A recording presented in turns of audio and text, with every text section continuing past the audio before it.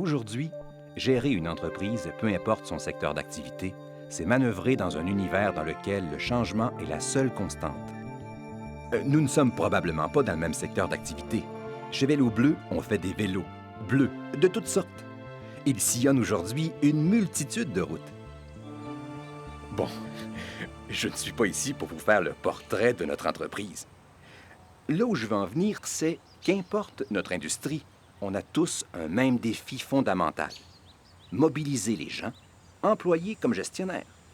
Avouons-le, c'est pas mal plus simple d'aligner des chiffres en colonne que d'aligner l'équipe de direction et les employés autour d'une vision.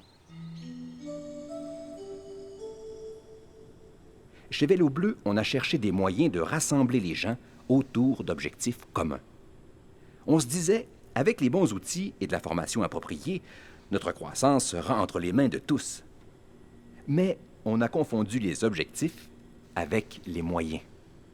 Souvent, une fois qu'on dispose des moyens, on a l'impression d'être sur la route du succès et on est persuadé d'arriver avant la concurrence.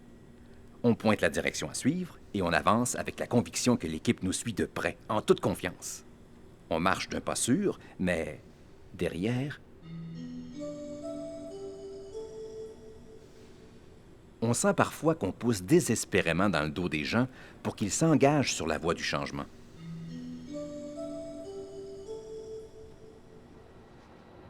Entre une vision, des valeurs communes, des objectifs stratégiques et les moyens de les atteindre, il y a une dimension qu'on oublie ou qu'on néglige souvent.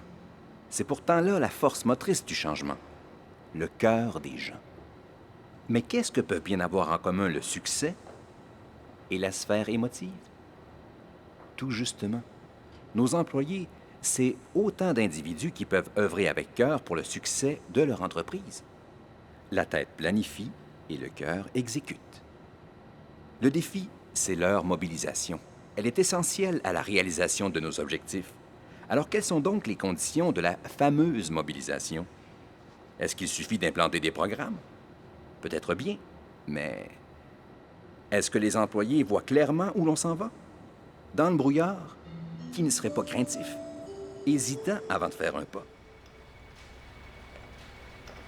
Il y a des étapes essentielles pour que les employés décident d'avancer dans la direction souhaitée. La communication de la vision, le partage d'une culture, d'un langage commun, de valeurs communes. Personnellement, pour que je m'engage dans le changement, je dois comprendre pourquoi il faut changer, où on est, où on va, et pourquoi on doit y aller.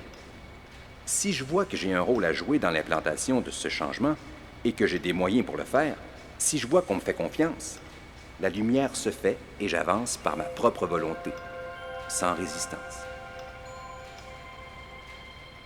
On pensait n'avoir affaire qu'à des processus et des chiffres. On comprend maintenant qu'on doit aussi s'affairer à toucher le cœur des gens, leur intelligence. Chez Vélo Bleu, c'est l'engagement de chacun qui nous a permis d'exprimer nos forces, de travailler dans la même direction. Bref, d'aller de l'avant.